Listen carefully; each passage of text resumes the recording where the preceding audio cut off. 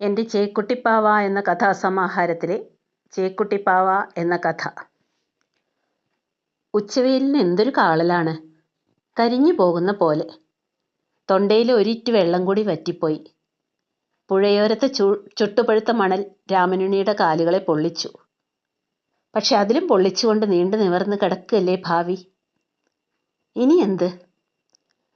വിണ്ടു തുടങ്ങിയ ചുമരും വിള്ളൽ വീണ ഭൂമിയും എല്ലാം കൈവിട്ടു പോയവന് വിലപിക്കാൻ എന്തുണ്ട് ബാക്കി? 2018 ഓഗസ്റ്റ് 16. തോരാമഴയുടെ ഭീതിതമായ താണ്ഡവം കണ്ടും കേട്ടും ഞെട്ടലോടെ തള്ളി നീക്കിയ നിമിഷങ്ങൾ. വൈകിട്ട് പണി കഴിഞ്ഞ് അങ്ങാടിയിൽ നിന്ന് അരിയും പലചരക്കുമായി വരുമ്പോൾ തന്നെ മുറ്റത്ത് മുട്ടൊപ്പം വെള്ള. 6 മണിയാവുന്നേ ഉള്ളൂ. എങ്കിലും ഇരുട്ടിന് കനം കൂടി തുടങ്ങി. അടുത്ത എവിടെയോ ഇലക്ട്രിക് പോസ്റ്റ് കാറ്റിൽ മറിഞ്ഞൂത്രേ. പവർ ഓഫാണെന്ന് നളിനി പറഞ്ഞു. അങ്ങാടിയിലും ഇല്ല വെളിച്ചവും വെട്ടവും. അവിടെയും വെള്ളം കയറി തുടങ്ങിയിരിക്കുന്നു. എന്നാലോ തിരക്കിനൊരു കുറവുമില്ല. പുറത്തേക്ക് ഇറങ്ങാൻ പറ്റാണ്ട് ആയെങ്കിലും വെച്ചിട്ട് എല്ലാവരും പലചരക്കും അരിയും മണ്ണെണ്ണയൊക്കെ സ്റ്റോക്ക് ചെയ്യുക. മൂത്താരെ, നിങ്ങൾ കുറച്ച് അരിയും ആട്ടിയൊക്കെ സ്റ്റോക്ക് ചെയ്തോളി. അങ്ങാടിയിൽ വെള്ളം കയറിയ കടയടയ്ക്കും. പറഞ്ഞില്ല എന്ന് വേണ്ട. കടലമുട്ടായി ന്യൂസ് പേപ്പറിൽ പൊതിഞ്ഞു തരുന്ന തിരക്കിൽ വാസുദേവൻ നായർ ചോദിച്ചു. കടലമുട്ടായി കൊണ്ട് വിശപ്പ് മാറുമൊന്നും? രാമനുണ്ണിക്ക് കടലമുട്ടായി കുട്ടികൾക്ക് കൊടുക്കാനല്ല. കുട്ടികളേക്കാൾ ചെറിയൊരു കുട്ടിയുണ്ട് വീട്ടിൽ. 84 കഴിഞ്ഞൊരമ്മ. രാവിലെ ഇറങ്ങുമ്പോൾ രാമനുണ്ണി സ്ഥിരം ചോദിക്കുന്നൊരു ചോദ്യമുണ്ട്. അമ്മയ്ക്ക് എന്താ വേണ്ടേ? ഉത്തരം അയാൾക്ക് നന്നായിട്ടറിയാം. നല്ല കടുമുടേന്ന് കടിക്കണ കടലമുട്ടായി. അയ്യടാ, കടലമുട്ടായി തിന്നണ്ടൊരു പ്രായം. ആ കളിയാക്കലിലും വാടാത്ത വാത്സല്യപ്പൂക്കൾ പല്ലില്ലാത്ത ആ ചിരിയിൽ. പൊതിച്ചോറുമായി രാവിലെ ഇറങ്ങുമ്പോൾ ഈ മഴ എത്ര കനക്കുന്നറിഞ്ഞില്ലല്ലോ. നെയ്ത്തുശാലയിൽ ശങ്കുണ്ണിയേട്ടൻ്റെ വേവലാതി കേട്ടപ്പോഴും ഗൗരവം അത്രയ്ക്കുണ്ടെന്ന് കരുതിയില്ല. കൂട്ടരെ, പുഴയിൽ വെള്ളം കൂടി കൂടി വരുന്നു. മഴയ്ക്കൊരു ശമനവും ഇല്ല. ഇതിങ്ങനെ തുടർന്നാ? പറയാനാകാത്തൊരു ഭയം ആ മുഖത്തും വാക്കുകളിലും ഉണ്ടായിരുന്നു. ഉച്ചയായിട്ട് മാനം മൂടിക്കെട്ടി തന്നെ. മേൽപ്പുരയുടെ പാത്തിയിൽ നിന്നൊലിച്ച് മണ്ണിൽ വീണ് ചിതറുന്ന വെള്ളത്തുള്ളികളെ നോക്കി തൊഴിലാളികൾ ഉണ്ണാനും കൂടി മറന്നു നിന്നു. എല്ലാ കണ്ണുകളിലും ഒരു അശുഭ സൂചന. ഉച്ചവാർത്തയിൽ ഡാമുകൾ തുറക്കുന്നു എന്ന വിവരം അശനിപാതം പോലെ വന്നു വീണു. തുറന്ന വെള്ളം ഇവിടേക്കെത്താൻ അധിക നേരമൊന്നും വേണ്ട. എത്ര മണിക്കൂറിനുള്ളിൽ വെള്ളം ഇവിടേക്കെത്തും എന്ന് ശാസ്ത്രീയമായ കണക്കെടുപ്പും വാർത്തയിൽ കേട്ടു. അപ്പോ നെയ്ത്തുശാല മുങ്ങില്ലേ? ശങ്കുണ്ണിയേട്ടൻ വന്ന് പറഞ്ഞു. ഊണ് പെട്ടെന്നാവട്ടെ, മീറ്റിംഗ് ഉണ്ട്. പൊതിച്ചോറ് തുറന്നേ ഉള്ളൂ. വിശപ്പ് തോന്നിയില്ല. തൈരിൻ്റെ നനവിൽ അലിഞ്ഞ വിരൽ കുടഞ്ഞ രാമനുണ്ണി എഴുന്നേറ്റു. ഇന്നിത്ര മതി. മാനേജറുടെ റൂമിൽ തൊഴിലാളികൾ തിക്കിത്തിരക്കി. ഓരോ മുഖങ്ങളിലും ഉരുണ്ടുകൂടിയ മഴക്കാറ്. സൂപ്രണ്ട് സാറിൻ്റെ ഭാവങ്ങളിലും ഭീതി നിഴലിക്കുന്നുണ്ട്. ഓണത്തിനായി നെയ്തെടുത്ത കസവ് സാരികൾ, മുണ്ടുകൾ, പാതി പണി പൂർത്തിയായവ തറികളിലും മേശപ്പുറത്തുമായി കിടക്കുന്നു.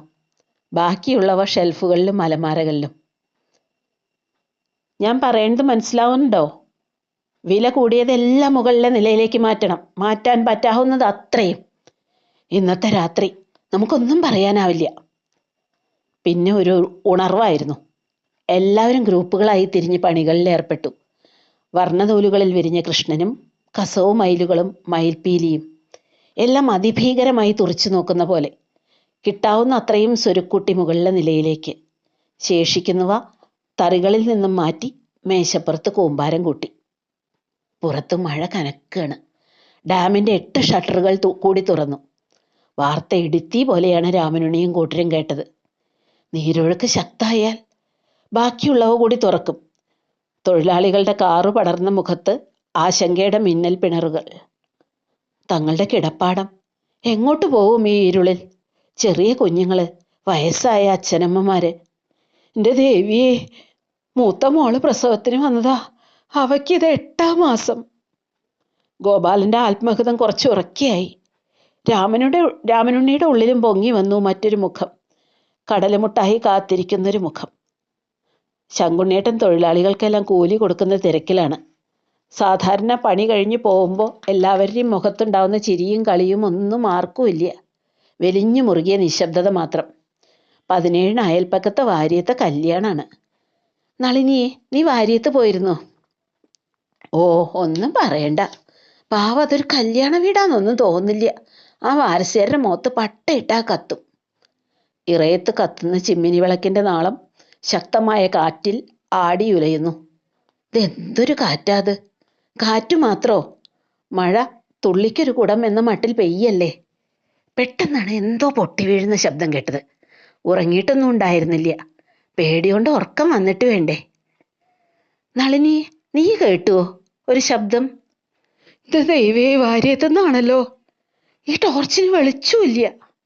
രാമനുണ്ണി ടോർച്ചൊന്ന് കുടഞ്ഞു വീശി. കല്യാണപ്പന്തൽ പൊട്ടി വീണു എന്നാ തോന്നണ്. ഇതെന്തൊരു ദുശകുനാ. എന്താ കുട്ടിയെ ഒരു വലിയ ഒച്ച? ഒന്നുമില്ല അമ്മേ, അതെന്തോ പൊട്ടി വീണതാ. നളിനിയെ, നീ അമ്മയ്ക്ക് കടലമുട്ടായി കൊടുത്തുവോ? ഇല്ല, ഈ വെപ്രാളത്തിൽ ഞാനതങ്ങ് മറന്നു. ഇനിയിപ്പോൾ ഈ നട്ടപ്പാതിരയ്ക്കാ കടലമുട്ടായി. നളിനിയുടെ പ്രതിഷേധം വകവയ്ക്കാതെ മേശപ്പുറത്തിരുന്ന കടലാസുപതി തുറന്ന് ഒരു കഷ്ണം കടലമുട്ടായി അമ്മയുടെ വായിൽ വെച്ചു കൊടുത്തു. ഇരുട്ടിൽ തൻ്റെ മുഖത്തേക്ക് എത്തിയ കൈകളെ സ്വന്തം കൈത്തലത്തിൽ ഒതുക്കി പിടിക്കുമ്പോൾ രാമനുണ്ണിക്ക് അമ്മയുടെ നെഞ്ചിൽ അഭയം തേടുന്ന കുഞ്ഞിൻ്റെ സുരക്ഷിതത്വം. എൻ്റെ കുട്ടി കരഞ്ഞോ? മോത്തെന്താ ഒരു നനവ്? ഏയ്, ഈ അമ്മയ്ക്കെന്താ? അത് പുറത്തിറങ്ങിയപ്പോൾ ഊത്താലടിച്ചതാ. ഏത് ഇരുളിലും കുഞ്ഞിൻ്റെ കണ്ണീർ അനുഭവിച്ചറിയുന്ന മാതൃത്വം. രാമനുണ്ണി ആ എല്ലിച്ച കൈകൾ അമർത്തി പിടിച്ചു. അവയ്ക്ക് വല്ലാത്തൊരു തണുപ്പ്.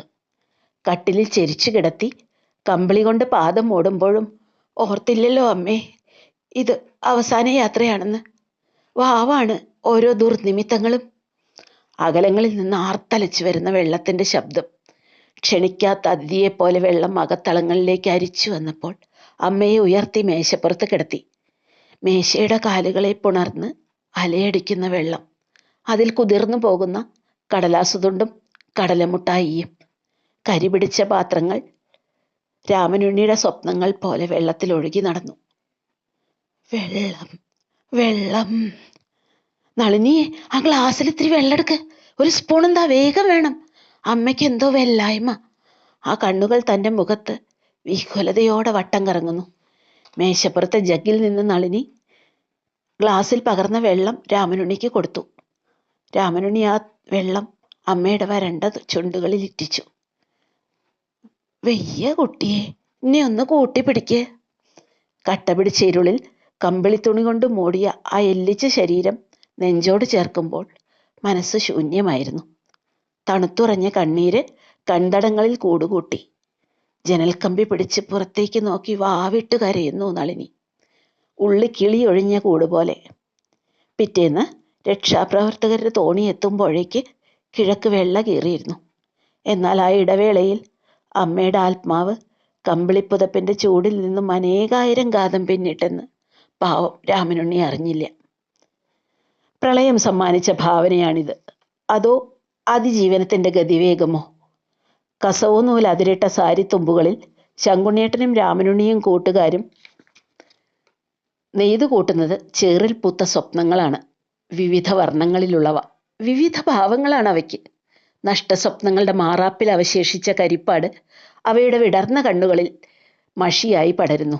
കൗതുകം മുറ്റുന്ന ചേക്കുട്ടി പാവകൾ. പാവനിർമ്മാണം ഇന്ന് നേരത്തെ കഴിഞ്ഞു. ഇതൊക്കെ ഒന്ന് വിറ്റുപോട്ടെ, എന്നിട്ടാവാം ബാക്കി. ഇന്ന് 1/2 ദിവസത്തെ കൂലിയുള്ളൂ കേട്ടോ. ശങ്കുണ്ണേട്ടനെ കുറ്റം പറഞ്ഞിട്ട് കാര്യമില്ല. താനുണ്ണാത്ത തേവരെങ്ങനെ വരം കൊടുക്കുക? അനുഭവിക്കന്നെ. കത്തിക്കാളുന്ന വെയിൽ രാമനുണ്ണിയെ തളർത്തി. കണ്ണ് മഞ്ഞളിക്കുന്നു. നളിനിയെ, ചുട്ട് പൊള്ളിയിട്ട് വയ്യ. ഇത്തിരി സംഭാരം ഇങ്ങോട്ട് എടുക്ക്. നളിനിയെ, നീ എവിടെയാ? രാമനുണ്ണി കണ്ടു. പുറത്തെ ചാരുപടിയിൽ മുഖം ചേർത്ത് നിശ്ചേതനയായി മലർന്ന കണ്ണുകളോടെ മറ്റൊരു ചേക്കുട്ടിപ്പാവ.